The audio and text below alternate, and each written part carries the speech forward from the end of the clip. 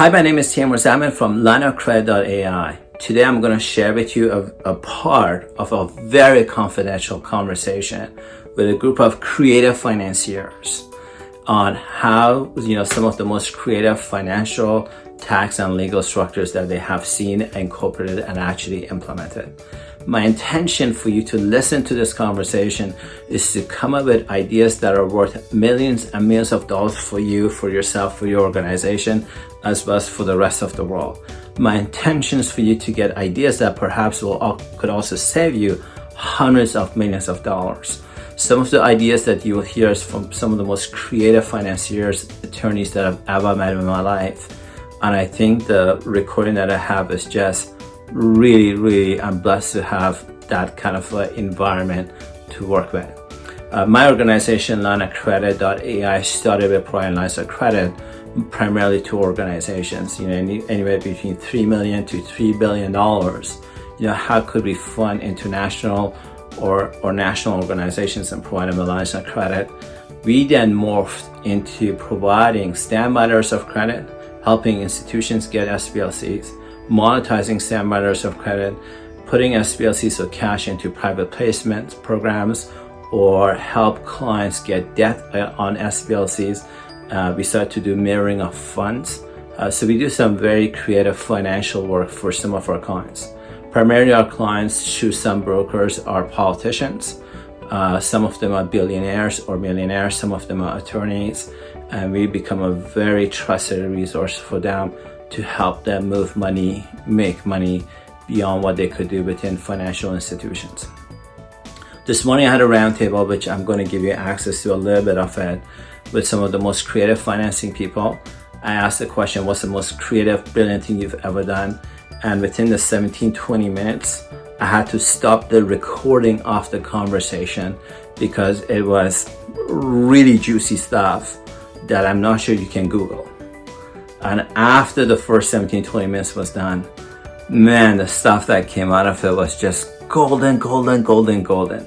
And in my line of work, when I work with moving money or helping clients making money beyond what your accountant or your attorney or a big law firm can do, I need to have access to people like that.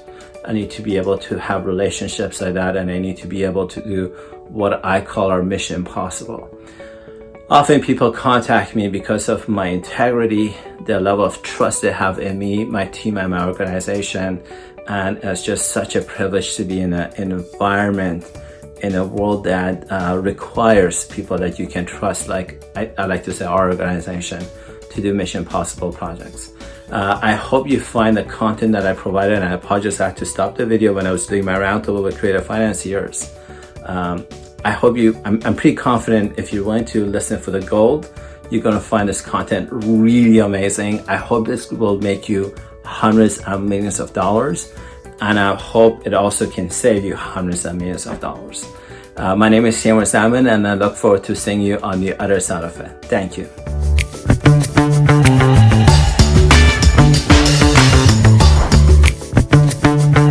At the FDIC insured bank that or credit union in the continental United States and outer islands that the client instructs us to, and that's what we do. Pretty simple. Awesome, very cool. Thank you for being here today. I've just started to record this conversation for I don't know what to say, for marketing purposes. Edgar, do you want to introduce yourself, who you are, and say a little bit about yourself? Sure thing, thanks. Hi, everybody. I'm Edgar Baum. I'm the founder at Avasta. We are a firm focused on measurement to go and maximize growth opportunities for companies. We do this around identifying present and future value drivers of organizations, much around brand, copyright, patents, human capital, etc. And we use that measurement capability to identify the most valuable opportunities in the marketplace that are missed by a lot of traditional approaches that are there. Most of our clients apply our expertise to exit events. So they want to be able to exit at the maximum value. So they want to know how where is their strategic value for a prospective buyer. and we go and identify that for them in the marketplace. On the buy side, we help them identify how to realize the premium that they've just gone and paid to purchase a company or an underlying asset. And then the other big aspect of it is actually creating the measurement systems for the 21st century in building and running businesses. So it's kind of where we are today is we're founding 21st century businesses using 20th century management and business practices on the back of 19th century accounting. So what we do is we bring in 21st century into all three. Awesome. Thanks so much for being here today, Edgar. Paul Miranda, you want to introduce yourself? Yep. Good morning, everyone. Paul Miranda, down here in Texas. Not quite as much as a financial service provider like everyone. Mostly buyer and seller of assets in oil and gas and real estate, especially out in West Texas, if you're familiar with the Permian Basin and Eagle Ford out here. So yeah, good to meet everyone. Awesome. Thank you so much for being here today. Kevin and Intra, you guys worked with me a little bit. Do you want to introduce yourself?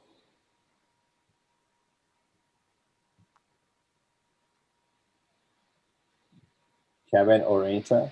Kevin, do you want to go first? He's shy. Hey, sorry, I was just a little bit away from my computer, so when you called, I just walked over. You want to go?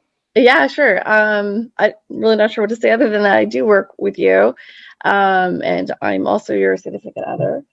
And I take care of a lot of just liaising with legal reps and admin work and dotting I's and crossing T's. That's what I do. Thank you very much for being here today. Thank you. No worries. Kevin, are you there? Okay, so we will keep on moving on. So my name is Tamar. Thank you everybody for being here today. I'm still expecting a few people to trigger in.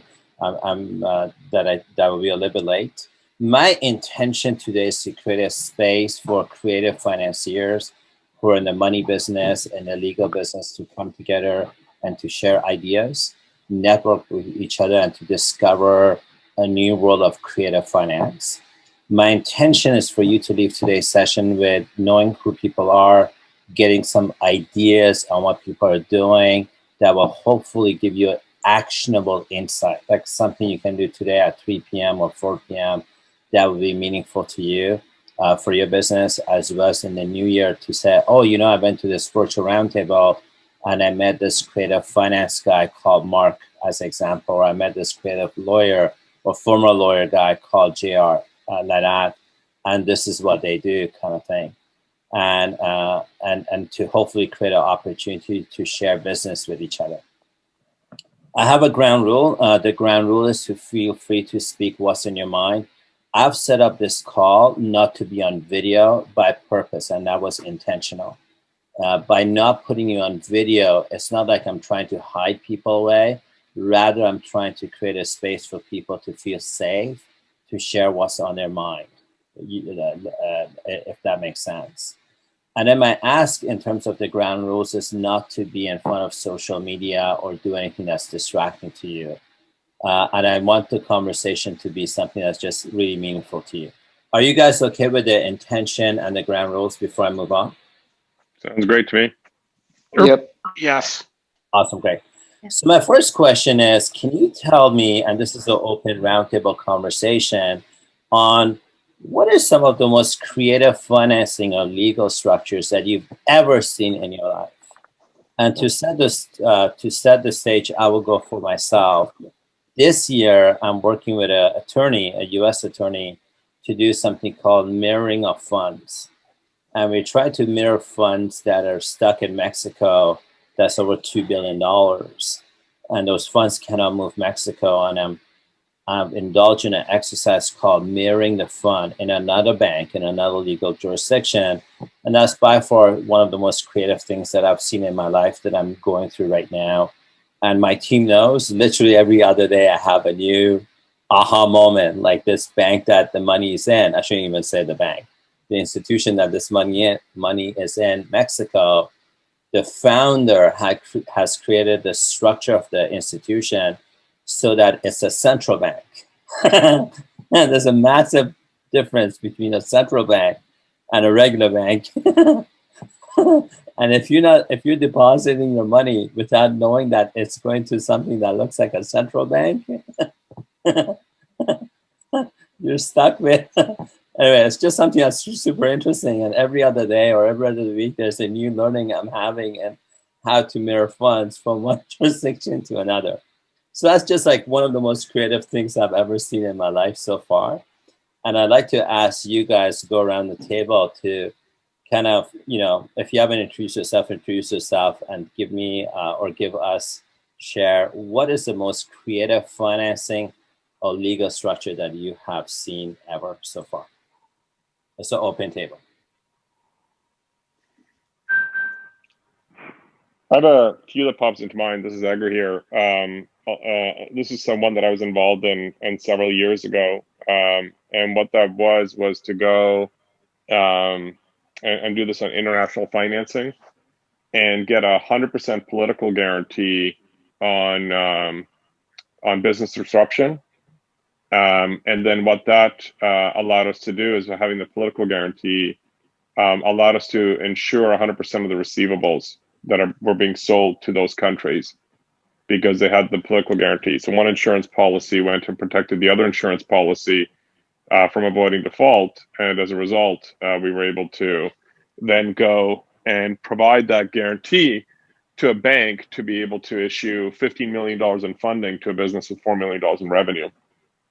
The reason why that was really sustainable is because it actually created a new business model for the underlying insurers because we were able to provide that foundation that was there. So by measuring the political risk of the countries involved, as opposed to looking at an individual policy, we were actually able to take a bunch of high-risk countries and distribute the risk events across a larger policy, which was counterintuitive at the start to the underwriters. So it's one example. I have a couple of others I can bring to the table as well.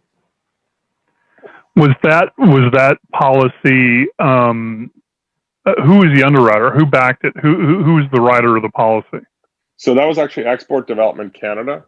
They went and provided the political guarantee to countries in Africa, and this was to a Canadian-U.S. entity that was trying to go and sell the equipment. So did the lender use that policy as 100% collateral on the amount that they lent? It was actually a 200% collateral. They took that insurance policy as one portion of it, and then they went and took the underlying assets, so the receivables, as the other 100%. So they essentially went and lent on a 50% margin because of the fact that they were the beneficiary of both policies. One last inquiry on that. The actual borrower, I don't need to know the name, or I'm not asking the name or anything like that, but no worries. What was the entity? Was it a corporation, a country, or Yeah, it was a U.S., Canadian, Israeli corporation. I think they had legal entities in all three countries. Yeah. Okay, good. Yeah, that is creative.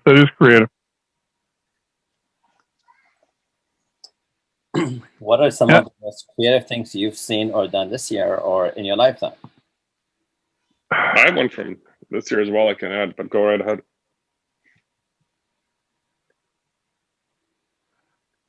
Mark Rice, I'm going to come to you. To me, well, I've seen a lot over my years, and it never amazes me, how people use my product to accomplish their goals. We for the most part stay out of, what the client wants to do, due to the nature of who we're dealing with, and the regulations that we have to abide by. The due diligence is the obligation primarily of the bankers and the lenders. We do our portion too, but I've seen a lot, and I've had a lot come across my desk over the years, like I'm sure a lot of us have. some of the creative stuff that I've seen, has come and gone actually, and one of the the big plays I thought was a good business, and I think it actually may come back, is when AIG used to underwrite. There's a couple companies in the United Kingdom that do it now, but it's not not here in the States. At least not I'm not aware of it, and here in the States anymore. But AIG used to write a specific policy for a business interruption, and the way they wrote it acted as a guarantee for repayment on debt for certain size companies. Now they only went to certain limits, but it went up to about 10 million. And so a company could get a policy, and usually the premium was about 19%. So if a company didn't have adequate collateral, they would go to AIG, and AIG would write a $10 million policy that guaranteed repayment of their loan for 1.9 million. That was the premium. Now, that's a little pricey, you would think, but how they did the underwriting on it, to me was amazing, and that's probably one of the reasons AIG is not around anymore. Because my gut feeling tells me it was abused. And but as far as creativity, I thought that was really creative how they did it. And yeah, they used credit default swaps and everything else to help them, cover their bases. But that was a real creative, and that wasn't that long ago. It was about 10 years ago. It was about 10 years ago, maybe 12. But and it lasted for a little bit. Now there's some companies in the UK that are doing that, but I don't know since it's not one of my markets. I have contacts there, but I don't do much business there at all. So I don't really get into that. But I do know they're writing that type of policy in the UK. At least they were, a couple years ago. But to me, that was the most creative. It's really cool in terms of it's weird. It's kind of sounds like it's distributing risk at the same time as taking on more risk. And I guess the question is how many of these crashed and burned, but structurally it sounds very cool. I hadn't realized you said this year, Tamor. I kind of feel that 2020 falls across about 3 decades. So in the first decade of 2020, before this whole thing emerged, I was involved with a British American insurance firm, and they had multiple underwriters that were there, and on the kind of like the analytics and data and the mathematics side of which is the underpinning of Avasta, what we actually built out was a non-statistical model for managing insurance risk. So by going and identifying what was the localized risk of an insurance policy by geography versus distributing risk across the portfolio, the traditional approach of only being willing to insure so much of number of individuals or corporations in a geography, we were able to go and identify what the likelihood that each individual or each corporation would be a risk. And it would allow them to substantially increase the insurable population without having to go and essentially, do a party deal on the underlying underwritten amounts. And what that further allowed them to do is it allowed them to go and price the insurance based on the individual risk profile, rather than having a standard insurance price that was then adjusted by some kind of manual modifiers that they were going and collecting from the underlying insured policy. So overall, probably about a 4 to 5 times increase in insurable market at the same level of risk that they went and used before. and then they could go and finance the whole thing through reinsurers in a way that was previously not available to them. Interesting. That is great. Jonathan Ritchie, do you want to say a little bit about some creative finance or legal structures that you've seen or participated in or done or things like that? Yeah, I can talk about, I've seen probably a lot of different ones, but I can talk to you about one that I think is very creative. And let me tell you the reason why this creative structure even was born. We're all familiar, I think, on the call with corporations, companies, running your business through a company.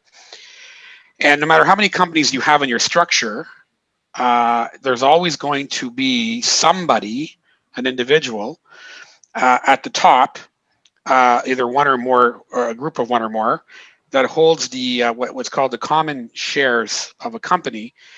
And if you really take a look at common shares to me have two attributes to them. There's the vote, decision-making vote power of the company, and of course the value of the company. So the common shares holds the vote and value. What's happening today is a lot of individuals are getting sued for various different things.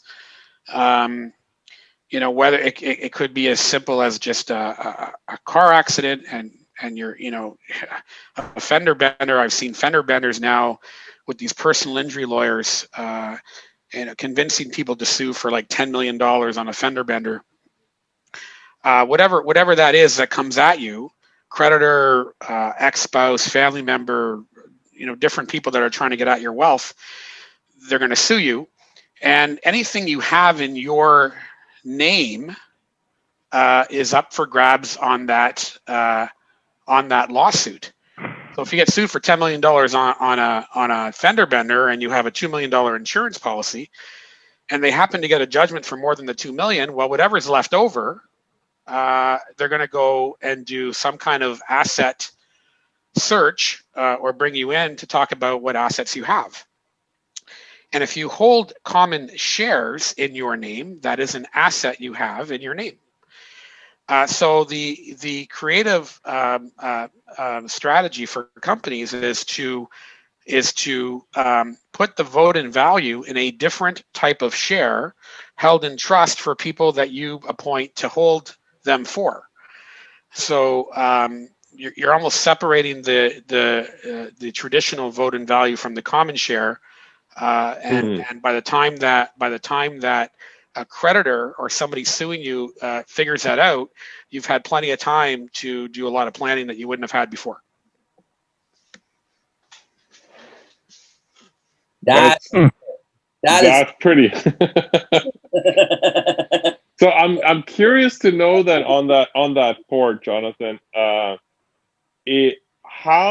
since they're held in trust, how does the execution of the votes get determined? Because you still have the executive function, the director function versus the common share function. So is there anything that needs to be kind of formally put in place to support that? Of course. Okay. There's a lot of paperwork in the corporate book that wouldn't exist in a regular company corporate book to make this happen. But it's also the fact that you have to run your business, and they're going to have directors, and you're going to have common shareholders, and to open up bank accounts, you need to tell the bank who the directors are. You need to tell the bank who the common shareholders are of your business. So it allows you to run your business in the same way that you have regular companies today running businesses. But with respect to vote and value, the true, I guess I call it the true vote and value, we separate that out and we put it into another share held in trust. And it could be held in trust for you. It could be held in trust for you and your wife. It could be held in trust for you, your wife, and your kids, or whoever it is you want. But we separate it out. There's a lot of paperwork.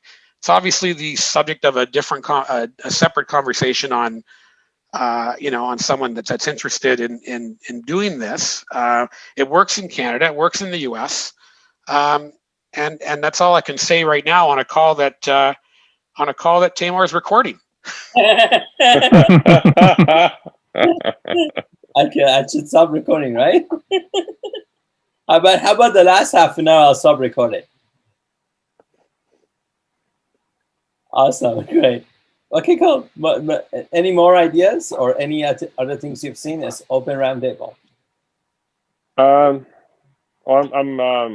I'm curious to kind of get a sense, because like I guess I kind of see the creative financing kind of as a theme of the conversation here. But what I also kind of have found has been interesting in a lot of my inter-country and kind of like expert witness related work is going and using jurisdictional advantage to go and fund the operations of a business. So this is actually going and using different tax structures that are available for the asset classes that exist to actually be a source of funding for the business. So let me kind of walk you through an example of it. This especially works in Europe. It's a bit harder to do between the US and Europe due to some of the IRS provisions, unless you set it up well in advance. What you're able to go and do is you're able to go and register copyrights, trademarks, some types of patents in Liechtenstein, Luxembourg, under some circumstances in Ireland and Switzerland. And you're able to license those from a shell company to an operating company. And the operating company goes and gives money as part, based off of their revenue to the shell company. But then, because there's a revenue stream inside that shell company at essentially 100% margin, you're able to then go and take that revenue stream and raise capital against it because of the fact that it's such a high margin business. So you're able to go and raise a higher loan to revenue value by using the shell company structure than you would from the operating structure. And then what you go and do is you lend that money from the shell company to the opco against a double royalty rate, which is usually the maximum that is allowed, to essentially recoup the funds instead of treating it as a loan with an interest payment. So you essentially lend more money, you lend the money to the operating company, and you're using an increase in the royalty premium to offset the loan payable. So it's essentially like an advance against royalties due that you're able to go and get. So that allows you to avoid interest charges. It allows you to go and avoid having very restrictive borrowing covenants, especially inside companies that have a manufacturing base, but are able to go and benefit from that type of structure. So it involves a couple of different legal entities, but the beauty of it is in the EU, you do not need to go and have title over the intangible assets that you're operating under in the country of your operations. Yeah, I like that. I like that structure. I mean, that could come in handy for, some international type of arrangements that are already there doing it anyway in different countries, multiple countries. So, that makes sense. Yeah, that's very creative. Yeah, so I've done kind of a few like evaluations and a bit of tax work, but usually just a lot of like legal jurisdiction work in that. The expertise around my background in brand valuation and kind of authoring a lot of that paper that's there. The part that's critical from what I'm learning so far, because it's just been rarely applied from the US to the EU, is that it works from the US to Europe in having the shell company if you have a revenue generating European subsidiary. There's been several companies that have tried to just go and set up a shell structure in Luxembourg or Liechtenstein, against a fully operating business unit in the United States. And that doesn't work. It will work against your European sub. Why? So you may not be able to go and get the full leverage on all of your US revenue, but if you're able to go and have all of your European revenues originate in Europe instead of originate in the US, then you're able to go and typically raise that capital. So that means that instead of having direct sales to customers in Europe, you sell everything to 100% subsidiary, typically in Ireland, and then have that company make the sale to customers in Germany, France, Italy, etc. Guys, at this moment, I want to stop recording this conversation. So I'm just going to Sure. stop recording this conversation at this moment.